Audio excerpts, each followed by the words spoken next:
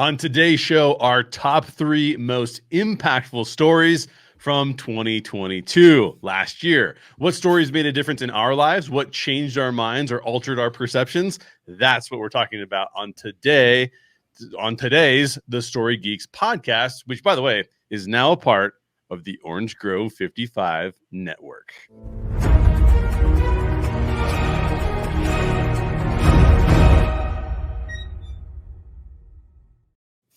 Well, this is the first Story Geeks episode of us being a part of the Orange Grove 55 network. And first of all, I have to say thank you to all of my co-collaborators here. And I want all of them to introduce themselves. So why don't we start with the OG of OG, Mr. Orange Grove 55. How are you today, sir? And where can people find you and all the good stuff?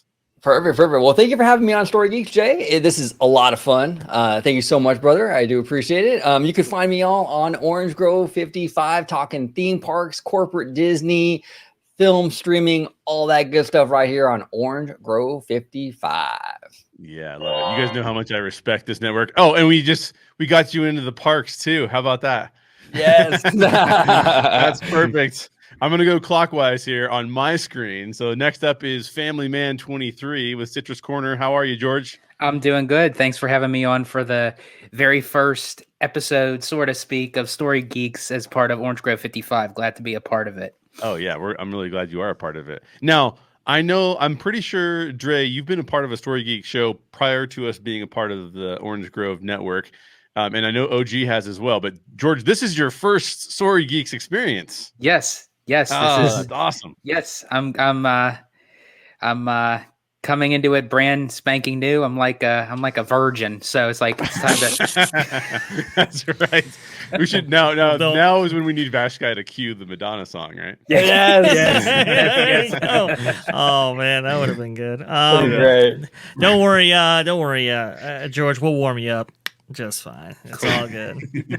But if you want to find me, you can find me on my YouTube channel, Disney Family Man 23. You can interact with me on Twitter at Disney George.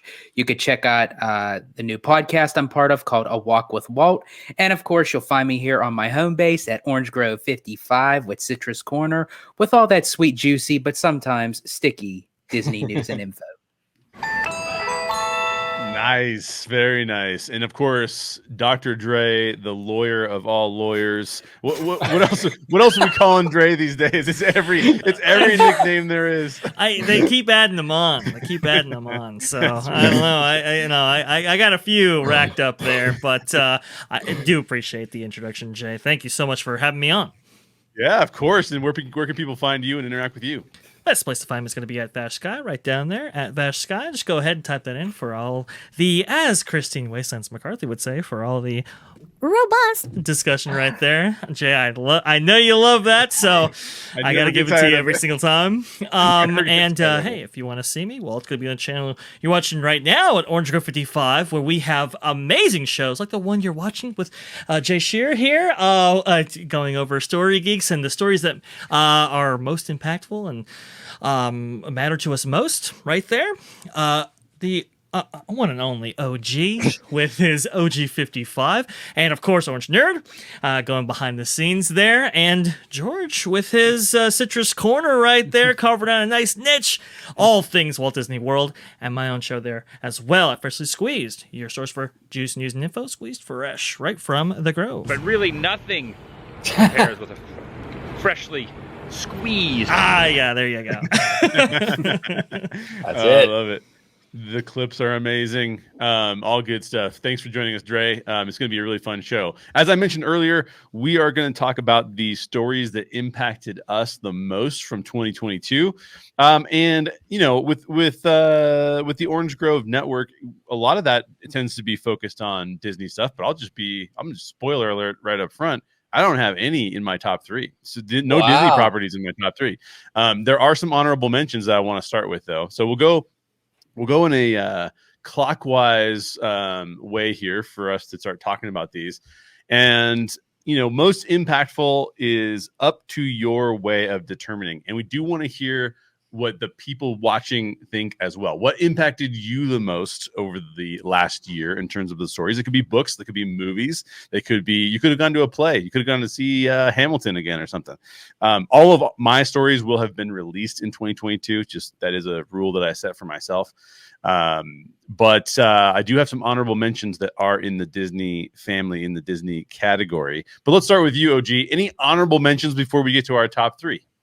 Any honorable mentions? Interesting.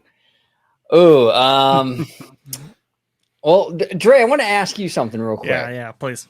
You have an idea what my honorable mention is? I do, yeah. And I think you should go. I think you should go with it because I think it's the if there's one story that impacted all of us, and it's the honorable mention of honorable mentions, I think it is the. I think you should go with it, and I think we would all agree with it. Okay, I just want to make sure. Please. Because I didn't know if it was on his list as well. My honorable mention, and this might surprise some of you, is the Chapek Iger drama. That story of 2022 was very, very impactful. Now, it's not a story in the sense of like content, right? But it's definitely a story that's adjacent to the content that we love. And that's impacted me quite a bit because it's impacted this company I love dearly. Yep. The drama, you could make a movie on this stuff with Chapes and Iger. So that's my honorable mention, is the drama between these two men, that corporate kind of Game of Thrones happening with that whole situation. That is my honorable mention. And if there's anything else that they could have gotten by the acquisition of Fox, there's the film to do so. Oh yeah. Yes, that's right. Interesting. No, it honestly, OG, when you forwarded that to me, it's like, I was thinking this. I was like, man, that's a really good one. And you know, I understand it's not a works, right? But it right. kind of is. I mean, it's kind of illustrated in articles, and there are certain narratives and agendas that kind of have formulated the story, right? And which you know, is part of the story making process, as it were. And I think honestly, it's going to impact probably every single studio going forward, including the Walt Disney Company, right? It's going to obviously impact every single story that is produced from the Walt Disney Company. So, yeah, I mean, it kind of has to be that big story of 2022. Now, I like it, you know, Jay. It's not necessarily a play, drama, movie, right. You know, whatever. But I think it's still impactful nonetheless, and I think it has to be included. So that's why I was like, oh, gee, that's pretty good. You got to bring it up. So I'm so glad you have an honorable mention here, because if you're asking for mine, that was mine as well. Nice. Okay, so both of you guys. I mean, look. The Orange Grove 55 network is built on Disney leadership and understanding what Disney leadership is up to and what they're doing. So, of course, that's going to be impactful for this network. And, you know, documentaries are fair game. And we just watched the documentary topic play out in real time, right? Like, so I like that. I like that. I think that's a fantastic honorable mention from both of you guys. So George, you're the last one. What do you think? What would have been on your list that didn't make the top 3, but you're like, oh, it almost did?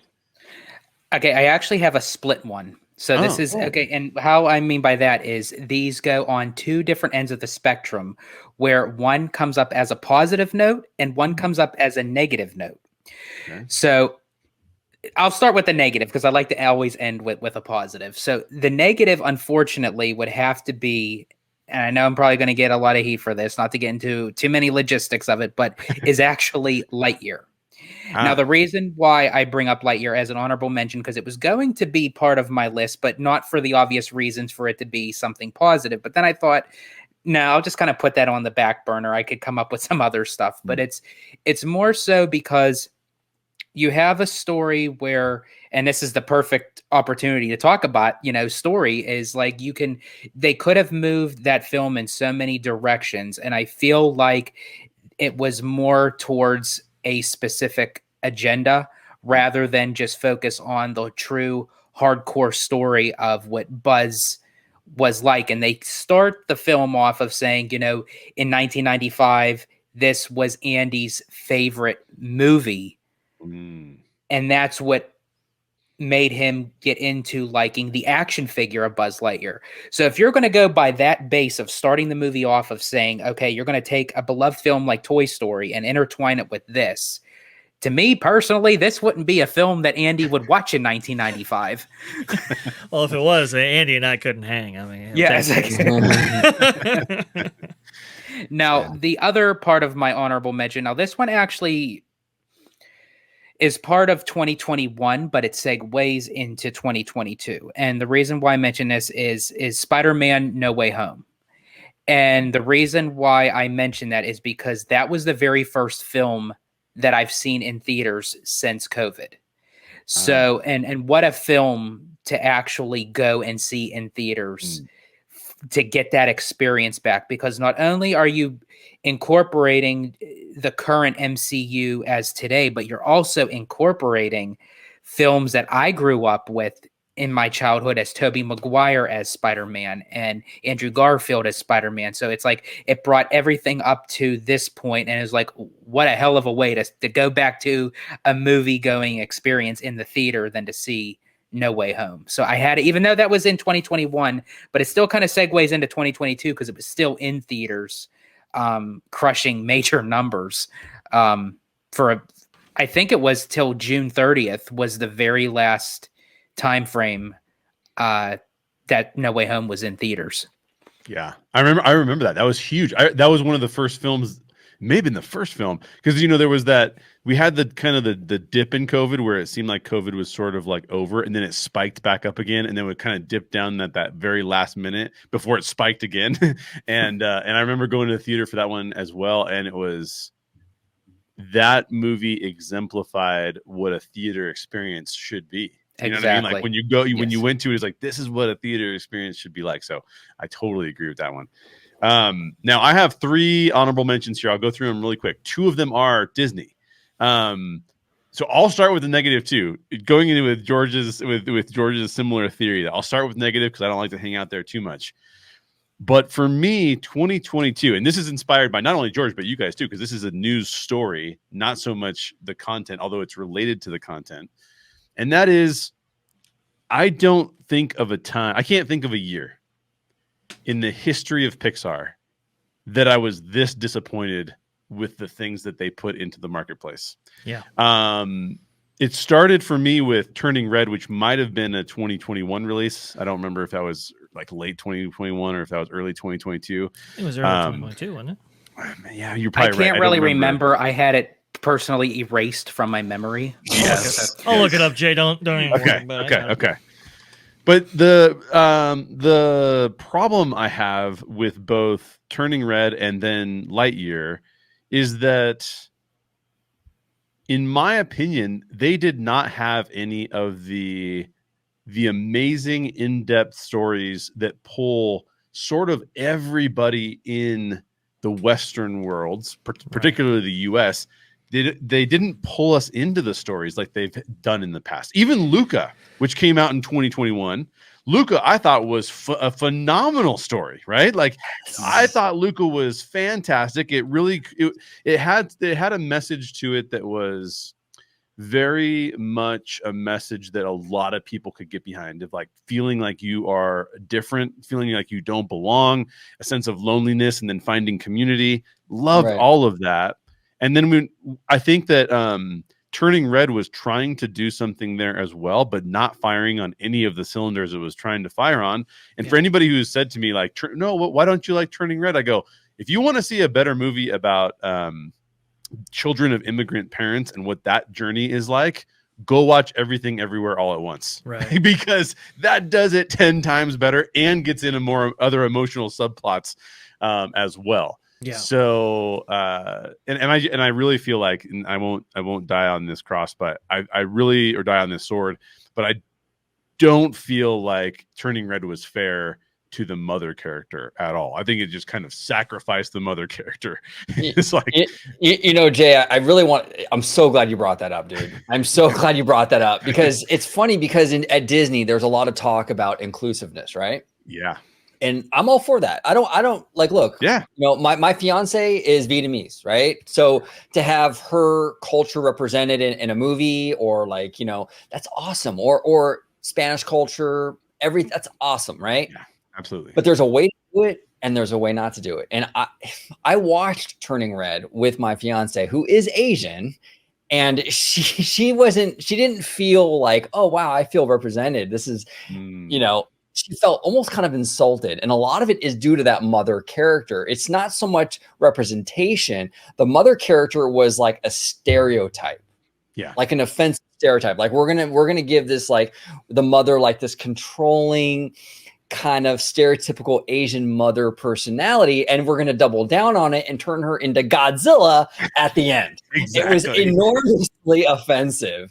And I think honestly, the way that Pixar did it right with the mother-daughter relationship was in Brave, because even though that they turned the mother into a bear, but it had to take that moment for the mother to understand the daughter and the daughter to understand the mother. They both learned something from each other through the journey of the storyline of that film, where Turning Red just seemed like it was just completely one-sided. You only looked at one side of the character, which was the main character, the girl.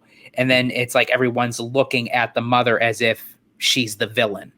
Yes. Well, like throughout the whole entire film. Well, there was no. Sorry, no, you go ahead, Dre. Go ahead, Jay. I was just gonna say, the mother character to me too. There was no redemption. There was no coming together. It was kind of like, my mother's never gonna get over her problems, and so she's just gonna be this way and have to live with that burden. And I'm gonna be the one that gets freed. I'm gonna be the one that gets freed of the burden of family and of heritage. But my mother's gonna have to carry that burden all the way home. And notice what they did with Everything Everywhere All at Once. The mother-daughter relationship, they come together at the end. The husband comes in as well, and it's this, we're going to get over this together. We're going to get through this together. We're going to learn to do this better together. And I was just kind of like, wow, and not to mention that Turning Red, I think that they were trying to do this for humor, but they threw in a few political messages for humor that I just thought to myself, like, so let's just compare Turning Red and Lightyear for a second.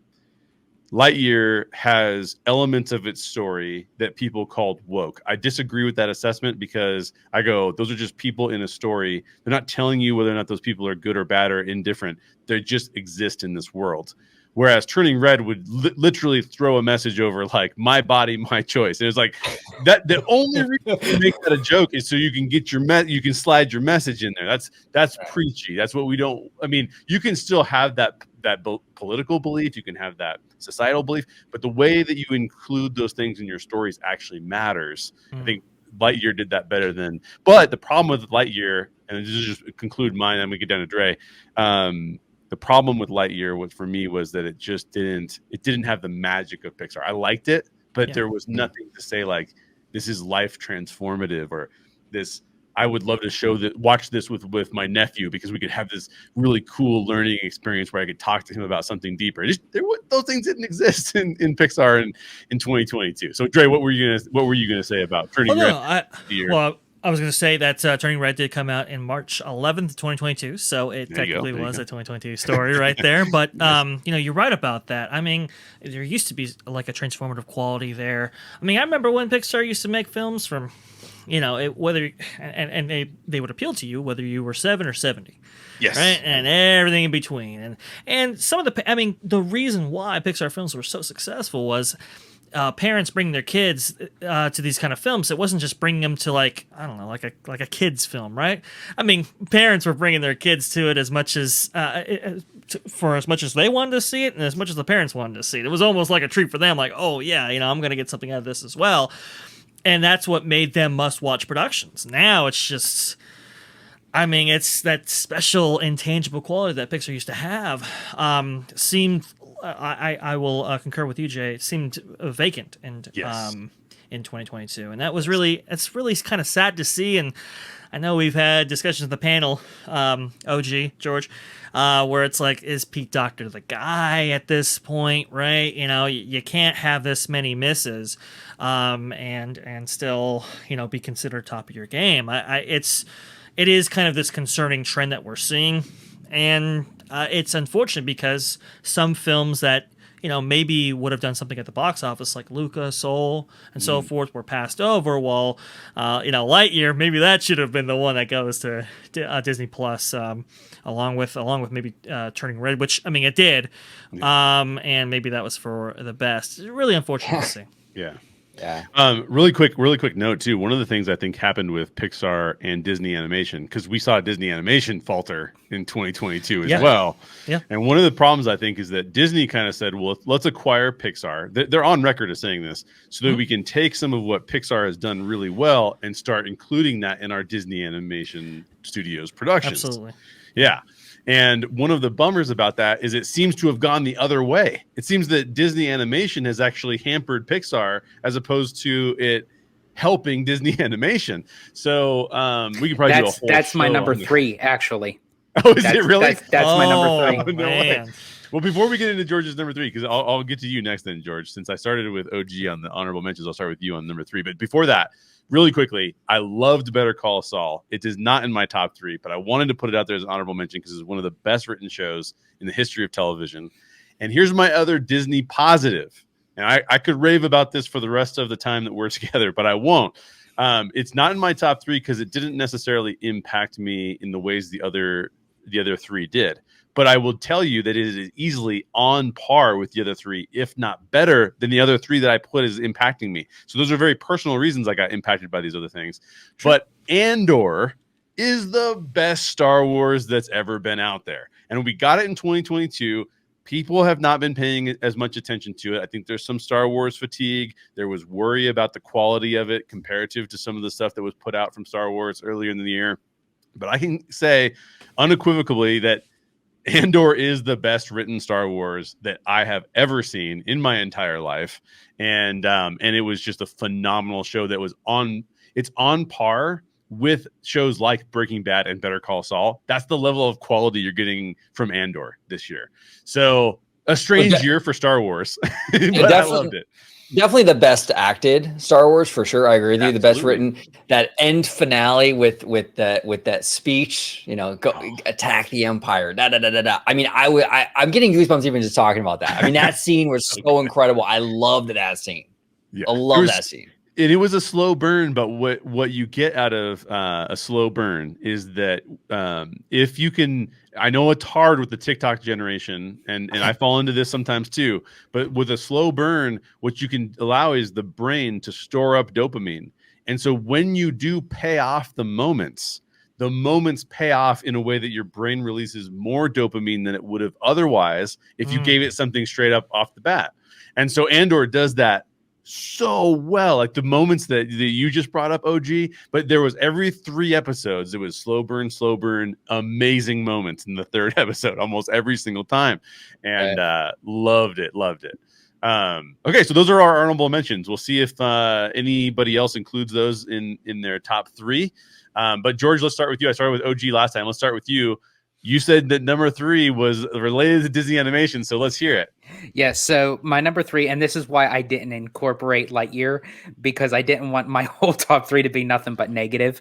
But this was a story, sort of kind of how OG's was, like between Iger versus Chapek, so to speak. So it wasn't necessarily about a specific movie or a specific show or what have you, but it's about the film industry. And I just found it so fascinating that a lot of people, myself included, that when you look at these animation studios, and I'm not just I'm including all Disney Animation, Pixar, Illuminations, DreamWorks, they all seem to now have a one straight narrative way of creating an animated film. I can't differentiate one film to the other. If someone were to show me Strange World, but didn't have the Disney name tied to it, I would have thought that was from Illuminations. If you were to show me Turning Red from Pixar, I would have thought, you know what, that could come from DreamWorks. Like every time that I grew up in the 90s and the early 2000s, I could watch a movie and without even looking at the produced company to it, I could say that's Disney, that's Pixar, that's DreamWorks. Now they all have this one kind of kind of like a slapstick type of animation where all the characters are just one way about them. There's like you can't differentiate one film over the other, where if you watch The Incredibles, you can tell that's The Incredibles in their own world from Pixar. Style. The style, correct. And each Pixar film had their own style. You got it with Up, you got it with Ratatouille, you got it from even the Toy Story films. But everything now just seems to be a one-track way of animation. It's honestly, it feels like a cop-out to me. And it seems like a lot of animation studios, and I'm not just throwing this on Disney or just Pixar, I'm saying all animation, it just seems like it's the same. Now, I do have hope with the upcoming film Wish, because that to me strikes kind of going back to the origins of that classic traditional Disney animation. And I hope that is the spearing film that kind of pushes Disney to move forward instead of backtracking. Because the last time I seen Disney kind of have these kind of characters was with Meet the Robinsons. Now, mind you, I actually enjoyed Meet the Robinsons, believe it or not. I actually thought it was a decent story, but the animation was crappy. Well, that's been one of my issues, actually. And Jay, you touched upon this actually with Disney and Pixar in particular, is that there seems to be kind of a blending where you can't really you can't really tell the difference between the two studios. And I've always had the opinion of, like, if you're going to have two studios owned by the Walt Disney Company, each studio should have a distinctive kind of look. Walt Disney Animation should be more of the storybook, fairy tale, more whimsy kind of studio, and then Pixar can tell more modern fantasy stories, and then that way you have two distinct styles. But I feel like, actually, to be honest, kind of since John Lasseter took over, I was just going to say, you took the words right out of my mouth. You can't really tell. Like Wreck-It Ralph, honestly, could easily be a Pixar movie. Easily. You know what I'm saying? And Brave could just as easily be a Disney movie. And it's like, I don't like that. I like a little distinction there. So I see what you're saying, George, not just industry-wide, but even just at Disney, between the two studios they own. Oh, and speaking of Brave, just a shout out. I'm not going to say his name because I don't know, but I'm actually very good friends. He actually graduated from Carnegie Mellon. He worked on Merida's hair, just her hair alone through the entire film. So I just have to give him props on that, because he still works at the company. So yeah, there's definitely a kind of a homogeneity in artistic style and animation style going on, and surprisingly, it is taking place within what previously, like, Pixar used to have its own distinctive style, and they would kind of create a new one for every single film, or as the characters mandated and so forth. But you have this kind of Steven Universe, Gravity Falls type style, kind of like seeping in, right? And it's just like, wow, I've seen this before and I don't like it, right? And it's really, really unfortunate. It's not great. And yes, I do agree with you, OG. There was, when John Lasseter was brought to the fold with the Pixar acquisition, right? And Jay, you brought up before, Bob Iger's intent was, okay, let's have a little of this Pixar magic infuse into this, this Sleeping Beauty that was Disney Animation at that time, right? And so it was like, okay, and you had some good productions come out of that, but unfortunately, this kind of downslope that's affected one has now affected the other, and I think in a really kind of negative way, and that is really unfortunate. I would say, one of the big stories, and maybe not a singular release, but just animation alone from two of the top studios here, being Disney and Pixar, whether it be Strange World, Lightyear, or Turning Red. They really had themselves in a funk, and I think that this is really going to impact these individual Disney animation studios, whether it comes to leadership or some creative decisions, and I think Disney going forward as well. One thing I want to pick up on that George said that I think is so fascinating, and I totally agree with you, George, is that you could tell. You turn on Up, you turn on Toy Story, you turn on Inside Out, from the jump. You're like, guess the animation studio. It's like, well, it's Pixar. I mean, there's no other animation studio that this could be, and that's a really insightful point. Yeah, so distinctive. Never seen anything better than those things. Honestly, it's so creative too. Like just out of the box. Like we use animation because there's no other way to film this. Yeah, you wouldn't be able to film this otherwise. That's why we're using animation. And I'm going to say something controversial, and I'm going to make a recommendation, and then we'll just get into the rest of the show. First controversial thing, I don't think that Disney animation should be involved in 3D animation at all. I think Disney animation should go back to 2D animation. I miss 2D animation. We don't see a lot of it. I wish we had more of that. That's my controversial statement of the day. No, that's not controversial. That's going balls to the wall, my friend. Yes. I don't like to take George's thunder for balls to the wall, but every once in a while. The other thing I wanted to say was I cannot recommend it. I recommended it today on Twitter because somebody was asking me about, like, they said, what kind of book should I read? Cannot recommend more if you're a Pixar fan than to read Creativity Incorporated by Ed Catmull. The process by which Pixar created films is different than Hollywood had ever done in the past. And the level of detail he gives in Pixar's journey about how they figured out how to do that, I would love to see if that is still at play today, because it doesn't feel like it, because you can see the magic of that format of them creating films in a specific kind of way. So that's my recommendation. That's my recommendation for the day. But now let's get into the top three. Our top three. Those are all of our honorable mentions.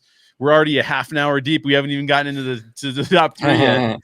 We did for George. That was George's top three. His number three. So let's go. I'll be fast, Jay. No. We can take time. We can take our time. I have a hard stopping point, but we got plenty of time left. So what do you think, Dre? What's your number three? Number three. 2022 started off, I think, for the MCU on a sour note, and that's going to be my 2022 three here. That's going to be Doctor Strange and the Multiverse of Madness. I mean, that was, to me, and the reason why this is so impactful was for a number of reasons. One is I love the Doctor Strange character. I love that whole kind of like, that kind of world, and the mirror dimension and all that. I mean, there's some really, really great stuff there. And we saw a little bit of that with I think it was No Way Home, was that right? With Spider-Man, and they did some really creative stuff with that as well, especially with Spidey and his kind of aerial acrobatics. I just thought it was phenomenal. So I was like, oh, okay. Doctor Strange is going to be awesome. This is going to be sick. Wanda goes bad. How is this going to be? Oh man, strikeout almost across the board. They kind of, they really did not make Doctor Strange's, they didn't do Doctor Strange's character many favors with his depictions, right, and his characterization. Wanda, I think, also was handled a little bit haphazardly as well. Big risk by Marvel, and I will give them props for doing that, but I just don't think they stuck the landing, and I think it did end up hurting both of those main characters for sure. The introduction of the multiverse and some of the characters that we've been waiting to see also was not handled, I think, best or most appropriately, which was really, really unfortunate to see. We've been waiting so long for the likes of Dr. Xavier or for some of the Fantastic Four to be introduced. Unfortunately, that didn't go quite right. America Chavez also too. Look, listen, I have not been a fan of the America Chavez comics. I got to be honest with you. So I was a little bit nervous with her introduction. And sure enough, oh boy, there were some problems there as well.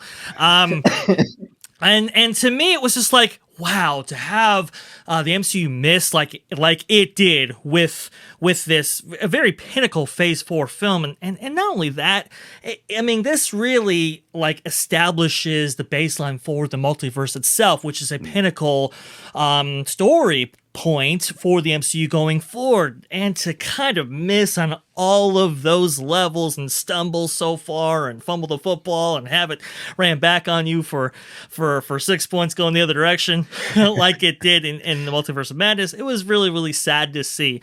And so impactful in multiple ways. One, I mean, Phase 4 is that's just out. I mean, it's just there was no redeeming from that point in my mind. So I was like, okay, well, if they got this one bad, probably going to get Thor bad. Probably going to get Wakanda Forever bad. And well, there have been some mixed reviews for those subsequent films. And then number two, to see the MCU stumble like it did, I don't know. I mean, it really did, I think, put a it just I think it soured a lot of people.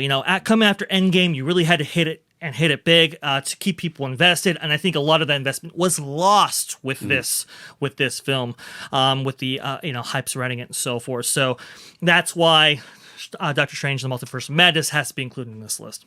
So basically, what you're saying is you didn't like the film. Yes. Came up quite short. You know what? I mean, it did have some redeeming qualities right here. It created a wonderful sound effect. There you go, right there. It's funny. I had the exact same feelings you do with this movie, Dre. I went into this movie. Look, I'm a massive Wanda fan. Okay. I'm not even gonna lie. I love Wanda, right? I love Wanda. I was going into this super excited. Okay, coming off of WandaVision, which I thought was a really good show. Last episode, I didn't like the boner joke. Okay, but for the most part, the show was really cool. I thought it was a really cool concept.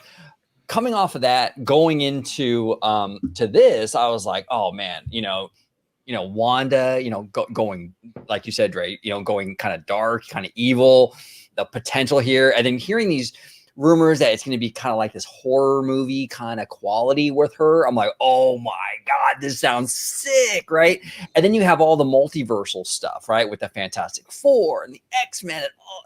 I'm like, this movie sounds really, really cool. I sat down to watch it, and I gotta say, whoever did the marketing for this movie deserves a massive raise, because the marketing looked dope as hell. Dark, creepy, really serious kind of movie. Then I watched the movie, and it's like kind of cheesy, and the special effects look like something out of like a 2002 era comic book movie or something. Mm-hmm. I was like, this is really bad. Really CGI. Bad CGI. Oh my god. I mean, I was really disappointed. And this is coming from someone who I really like Wanda. I like her character. I think, there's a lot of talk about strong females in the MCU, and she is a strong female done right. Her arc is dope, it could have been dope. It was going in the right direction. It just like Dre said, it didn't stick the landing. The concept is there. All the elements of all the ingredients are fantastic, right? Like you're baking a cake, you got all the best ingredients. You got the grass-fed butter, and you got all the high quality ingredients. Sure. But if you don't know how to bake that cake, though, even with the high quality grass-fed butter and all this great ingredients, you can still turn out with a crappy cake. And I think that's what happened here. The ingredients were there, but the chef didn't know what they were doing.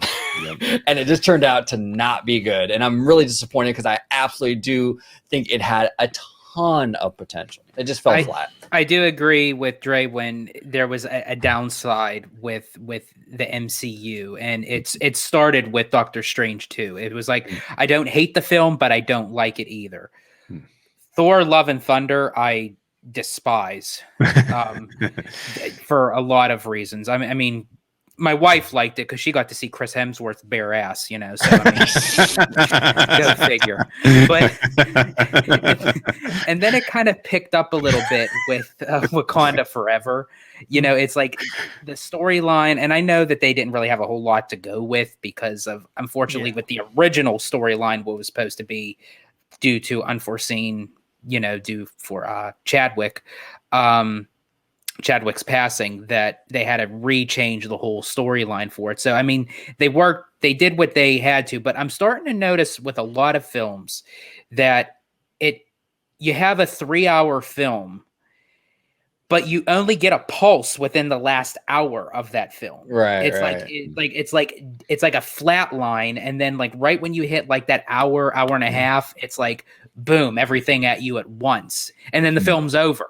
So it's like, I would love to see a film that gradually just kind of flows. It doesn't have to be completely, wham, sham, shebang all at once, but don't wait to the very last ending of the film when you're sitting there waiting and waiting and waiting. Have it throughout the story, so that way it carries the movie, rather than just picking, okay, where should we put the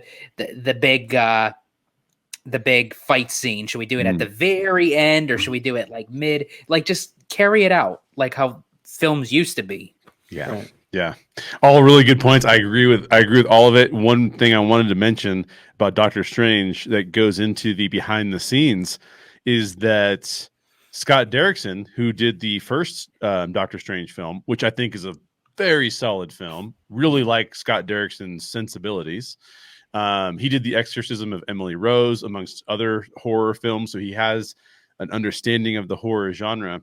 He left due to creative differences with Disney, and Disney said, okay, cool, well, we're going to go in this direction, so we'll bring in Sam Raimi instead. And Sam Raimi gave us a movie that, Dre, I think what you described it was very much like an early 2000s kind of comic book movie, but we've kind of moved on from those kind of comic book movies.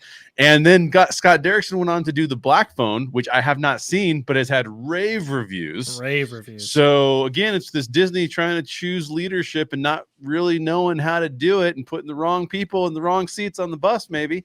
So I definitely agree with that. See, I always say, rather than pick someone just because you can say, hey, they come from a specific background or they come from a specific place, I'm more interested as, can you get the job done and do it well?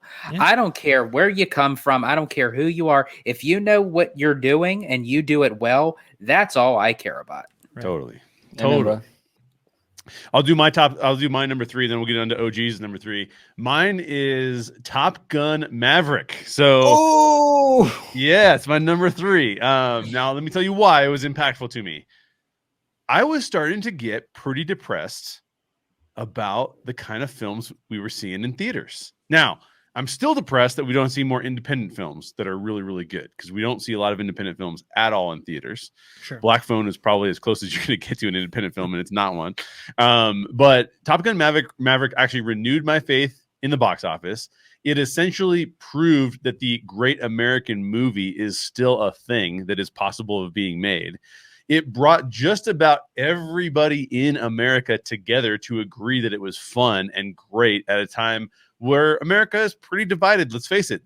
The fact that you would see a slightly political movie about America going to war with another mysterious country is pretty surprising that so many people would go, yeah, we're into it. We love it.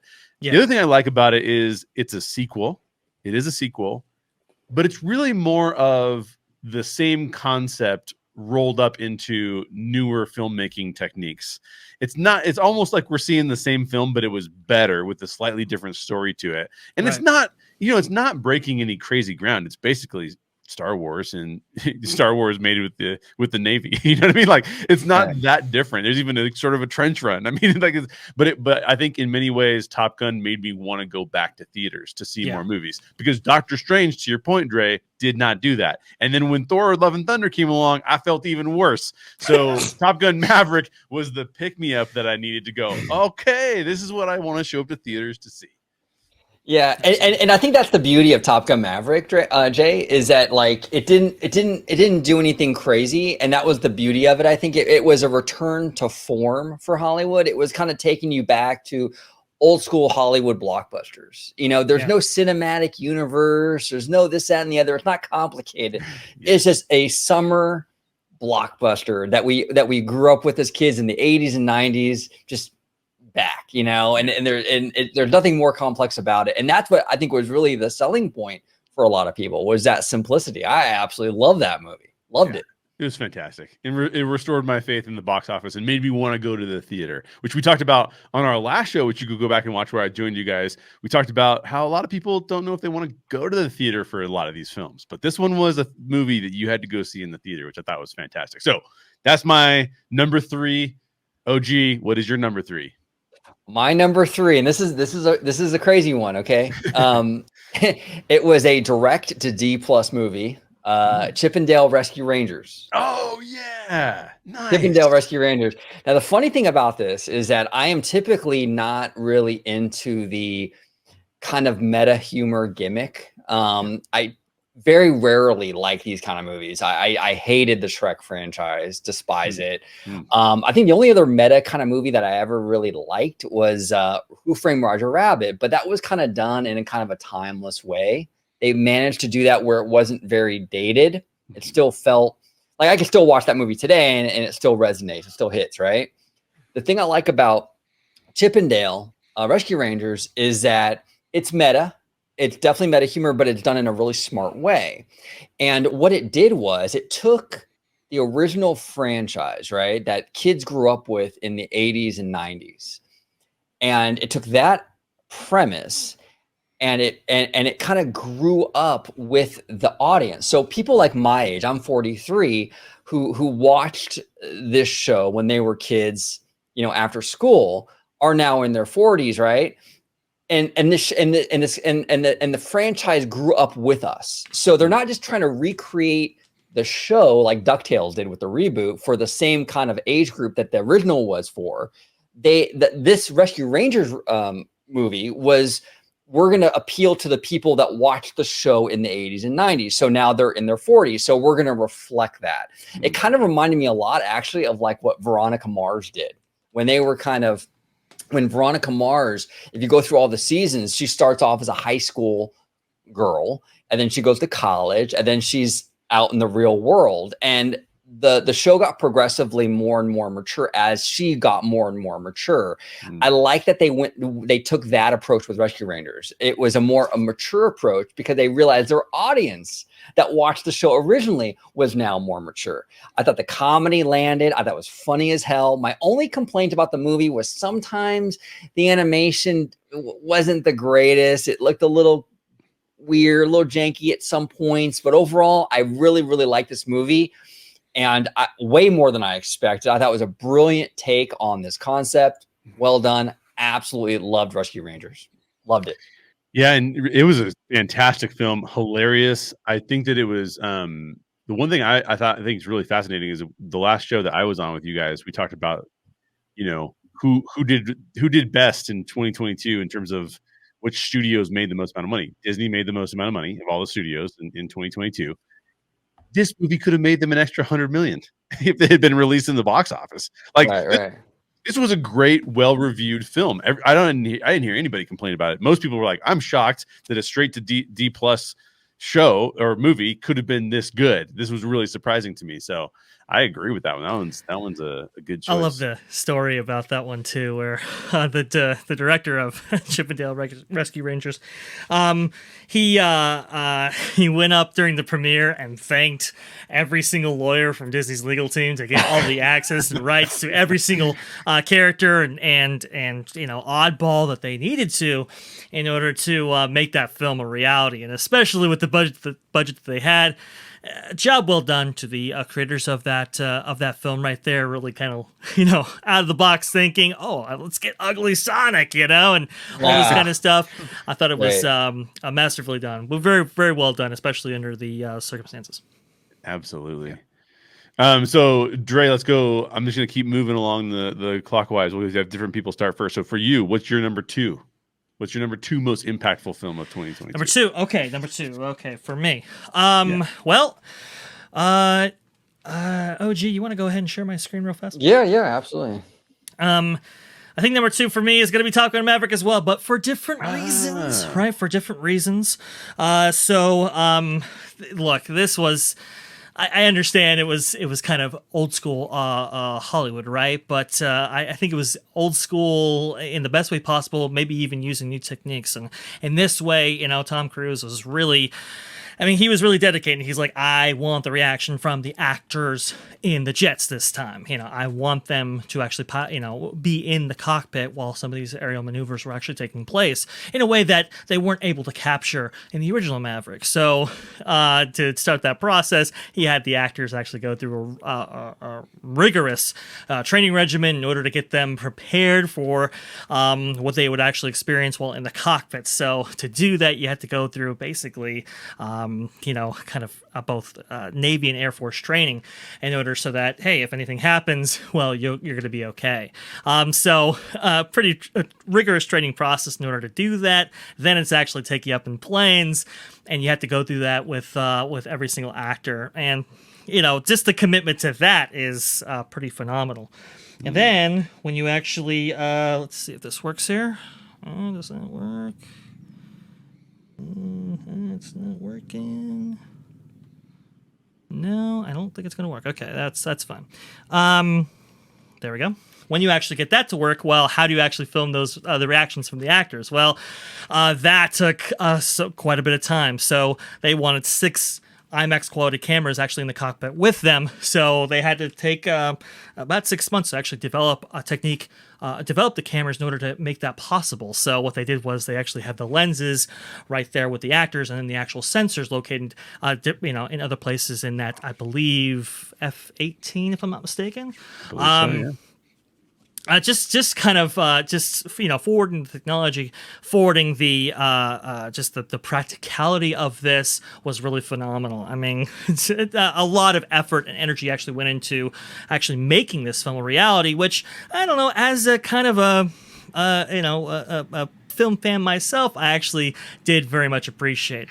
Went to see it 4 different times, both every single time in a different theater in order to get the most out of it each time. And so for me, Top Gun Maverick was very, very impactful for the reasons you say, Jay, but also for just kind of a technical feat.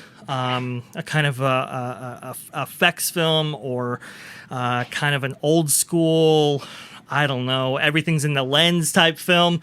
I thought it was pretty phenomenal from that level as well. Love it. Yeah, absolutely. Totally agree with all of those things. My number 2 is a movie that a lot of people didn't see. Quite frankly, it didn't make money. But I loved it. And it was The Northman from Robert Eggers.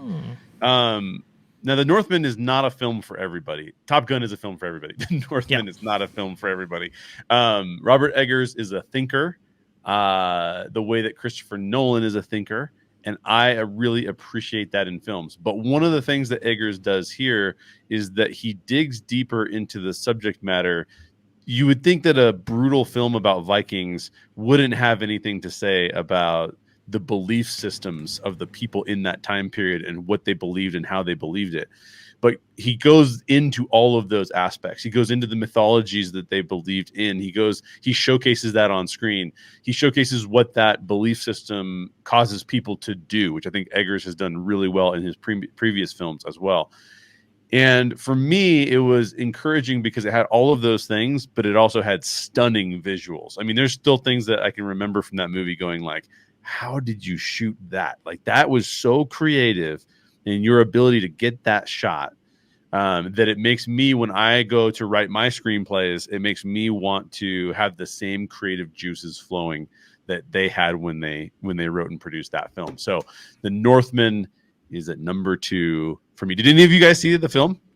Did not. No. No, right. I was like, nobody saw it. Nobody saw this film. It's not a movie that you can go into and just like eat popcorn and feel good about.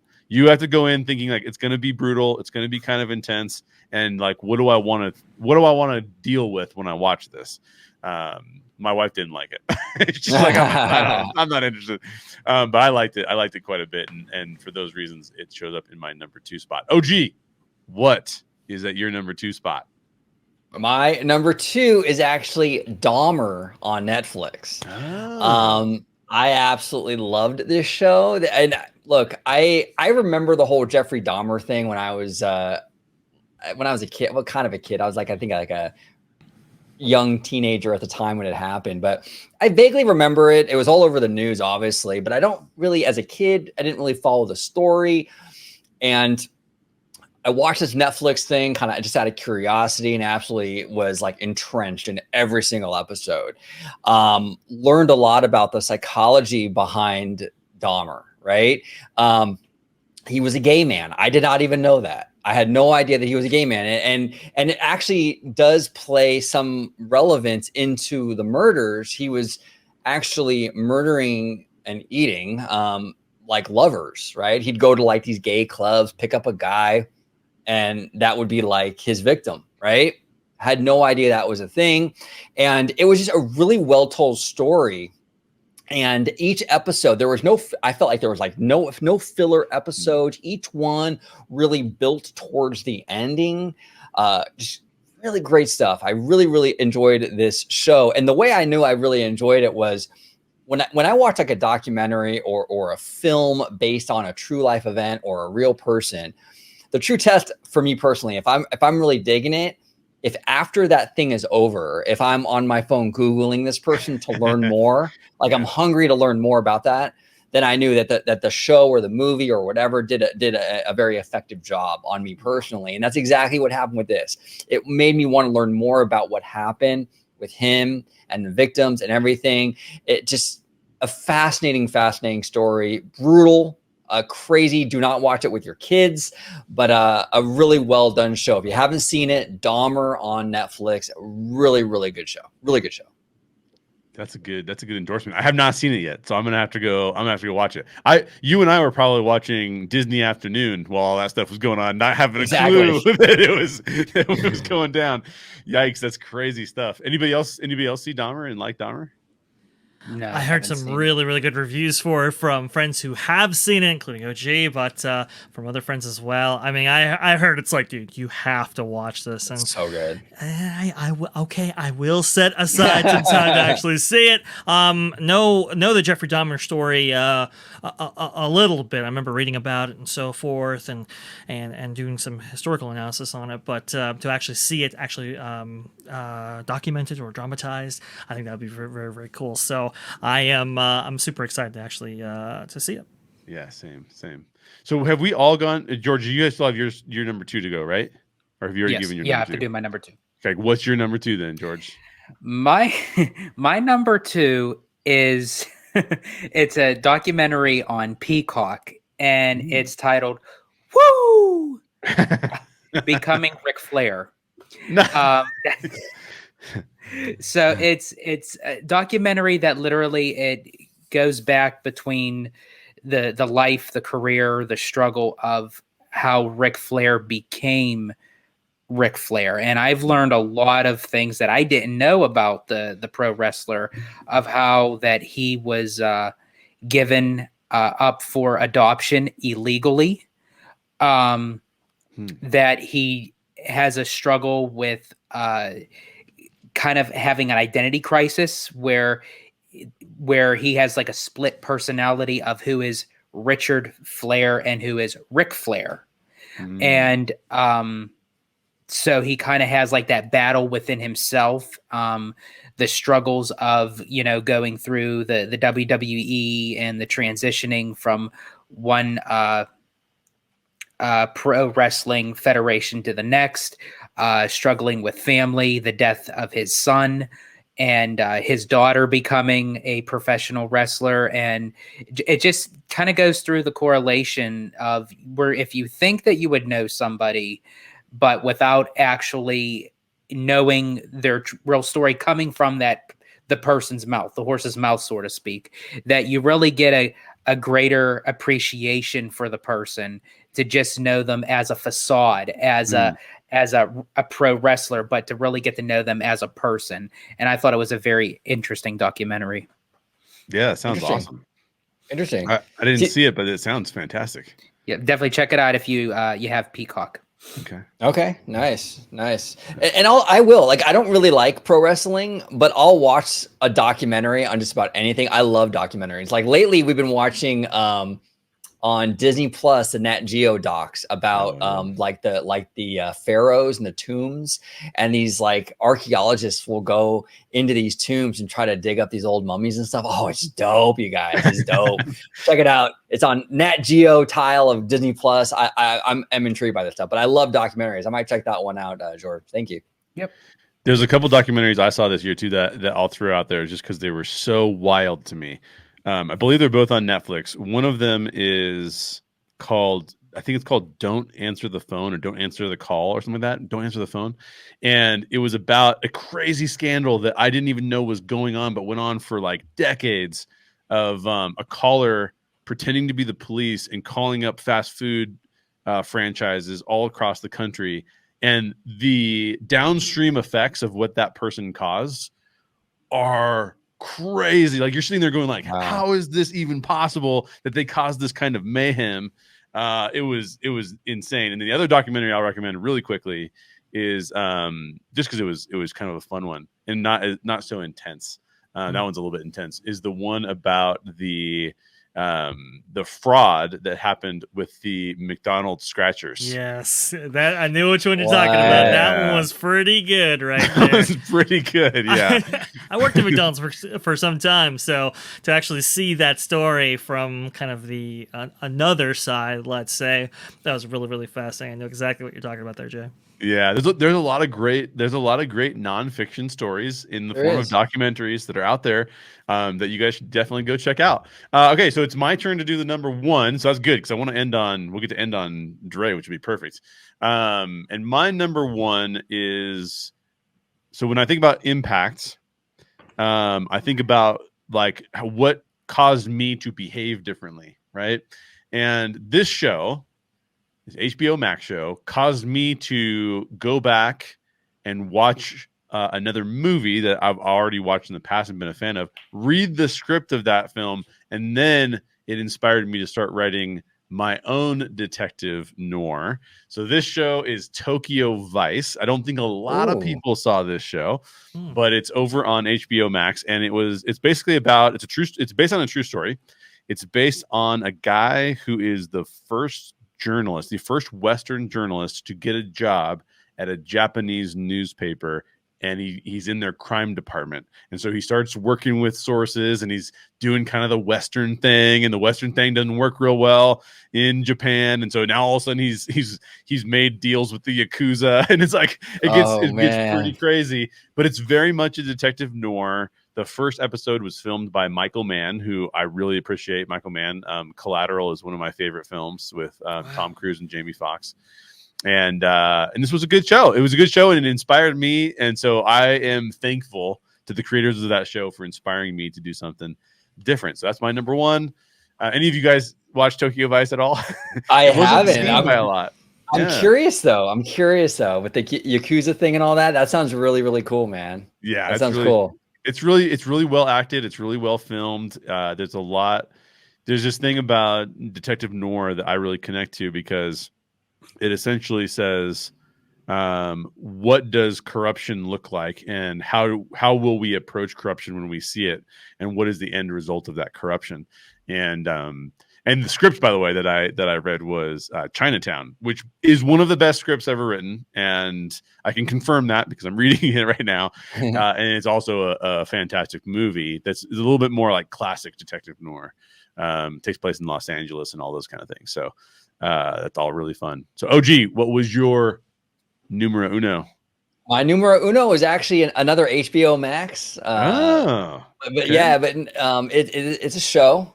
It's House of the Dragon. Ooh, yes. Oh, I really, really, really love this show. Now, I was a late bloomer when it came to Game of Thrones. We binged the entire series, all 8 seasons, like a year and a half ago. So that was still kind of fresh in my mind. New show comes in, House of the Dragon. Absolutely loved it. Look, and I was kind of nervous because like the first 2 episodes have like a young version of the main stars. I'm so bad with these names, but Rhaenyra and Rhaenyra. Yeah, and Allison. Yep, and Allison. For the first like 2 or 3 episodes, we had the young versions of those 2 characters, and the actresses, the young ladies who play those two gals were phenomenal. And when you're watching this, you're really into it. So when I heard there's like a time jump, I'm like, oh gosh, they're gonna mess this up, because now they're gonna switch casts. And what if the new girls aren't as good as the other ones, and yada yada yada. No, they crushed Emma Darcy and all that. They crushed it as the older versions of these characters. Each episode builds and builds and builds. There's that family drama. There's that like kind of that backstabbing to get to where you want to be kind of thing. I just absolutely loved it. Each episode had me totally glued to the screen. Honestly, this is what I want the Star Wars Acolyte show. That's all about the Sith. This is what I want this is what I want that show to do. It's kind of like backstabby, like, betrayal kind of thing. I think it's perfect for like a Sith story. But anyway, I just really love this show. I cannot wait for season 2, which I think we have a long way to go for that. But I am looking forward to it. Quality stuff. Just A+. Yeah, I could not agree more. Did either of you guys see House of the Dragon?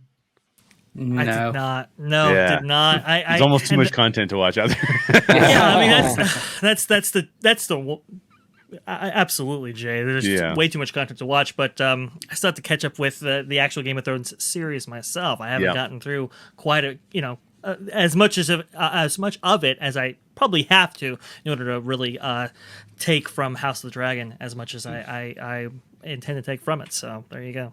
Well, now, Dre, just a pro tip. This will really help for me. I'm terrible with Game of Thrones names, terrible with them. Watch this show with the captions on. Yes. Oh, interesting. Okay. The names are like, oh my God, dude. It's like, you're going to want to see what you're like. Yeah, it helps. It helped for me at least.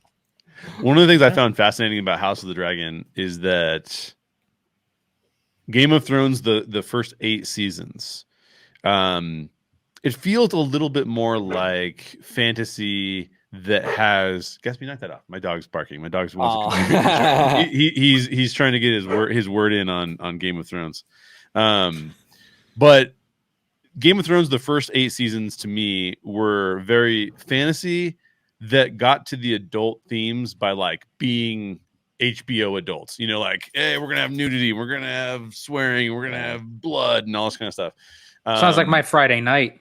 That's right. It's a balls to the walls Friday over in Georgia. I think what's different about House of the Dragon is it also has all of that stuff, but it actually uses the word adult slightly differently. It doesn't start with adult being the content restriction adult. It starts with the themes being adult, meaning that there are things like miscarriages that are brutal and that the characters have to go through that. And that's not something you've seen a lot of fantasy series, right? That doesn't show up as that's what some people in real life deal with. But and Game of Thrones is largely based on Western history with a high fantasy facade, you know what I mean? But this one was almost felt like it was more like modern day interactions, the way that people interact in the modern day. And talk about good acting. I mean, the acting is off the charts. You mentioned it, OG, but every single one of the characters, you're just man, when it's there's so many characters. So when it's their time to shine, they only have a few lines and they nail it every single time. And you're just wow, that's great. So phenomenal choice. George, what's your number one? What do you got? So my number one is, now, mind you, I feel like Maverick was the best film of 2022. And in my honest opinion, I don't think really anything could touch it as far as CinemaScope, as far as you're taking a 36-year-old timeline from the original to this one, and they made it so timeless. And yes, there was no hidden agendas or anything. It was just a good old-fashioned American film. However, that is not my number one, and I'll explain why, even though that to me is the top movie of 2022. My number one is actually Avatar: The Way of Water. And That's the reason why, George. And the reason why it is my number one is the storyline. I felt like could have done a lot of work, just like how the first film did. Yeah. The visuals were incredible, just like the first one. However, what kind of had a correlation with me, what I'm starting to notice a pattern with the Avatar films, is it breaks so many levels that this film technically really shouldn't. For instance, you have a 13-year gap from the first film to the second one. Everyone said couldn't be done. James Cameron did it. They wanted to put this film incorporated into a Disney theme park that is majority surrounding of wildlife and animal preservation. Can't be done. It's impossible. James Cameron did it. So it's not necessarily the film itself. It's basically, it just boils down to, don't mess with James Cameron. Don't underestimate him. That to the fact that this film, or as now I could say that he confirmed the film franchise moving forward, that you may not like the storyline of the film. You may like but not love the aesthetics of the film itself. However, but it's everything that this film should not be, it is. And it's just because of James Cameron that when he touches something, it's like King Midas with like everything turns to gold. And it's like, I don't know how he does it, but that's how that became my number one, only because that when it's all said and done and people say, you know, this isn't going to happen, it ends up happening for Avatar. Interesting. Yeah, I think so.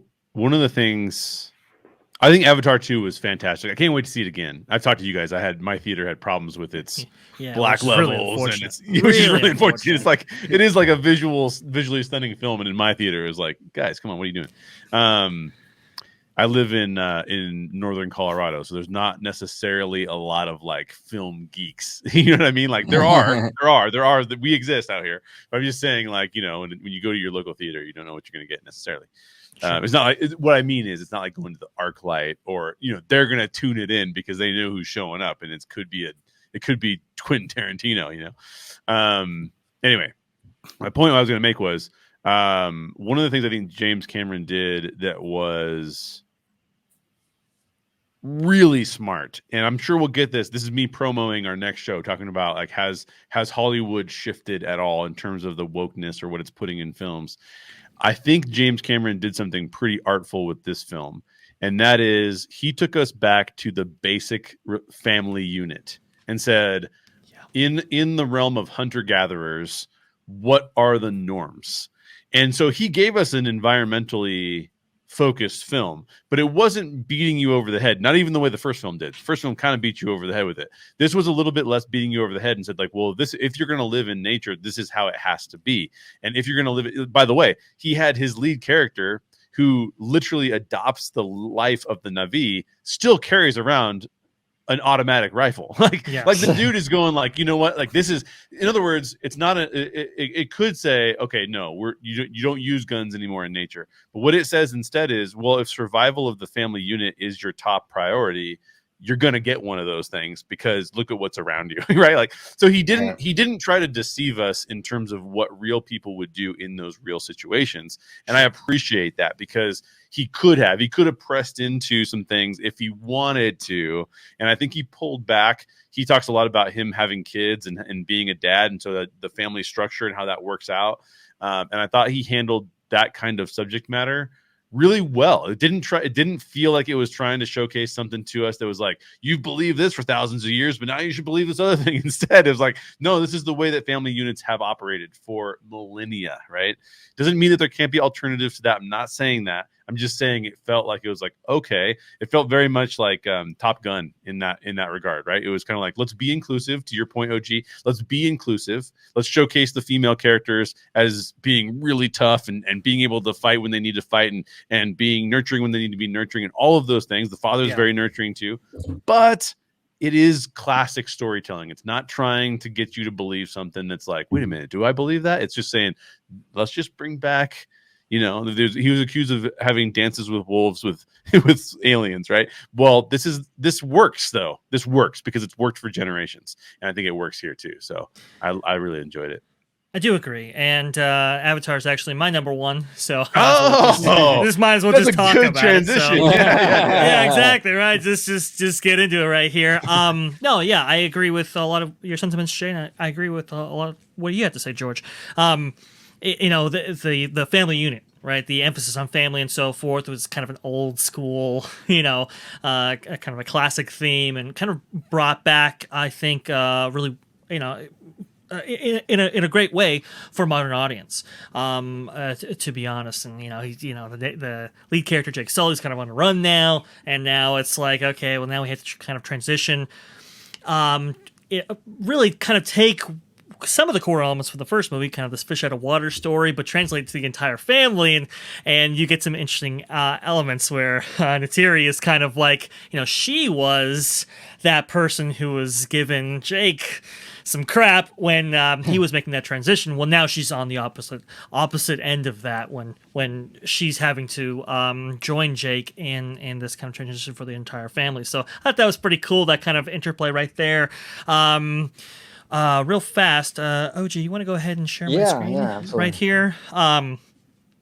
Look, it's a gorgeous film. It's an incredible film. If Top Gun Maverick was a crowning achievement in practical effects, this is definitely a crowning achievement in visual effects, right? In digital CGI.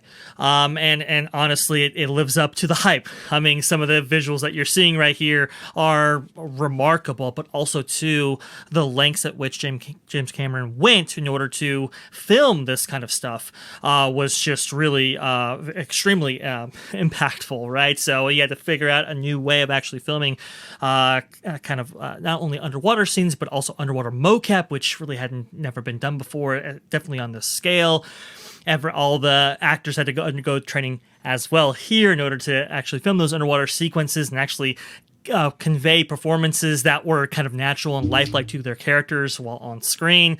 It's just really kind of a phenomenal technical achievement, which that's why it kind of made an impact for me, just because it's like, wow, I mean, they really went out and did it.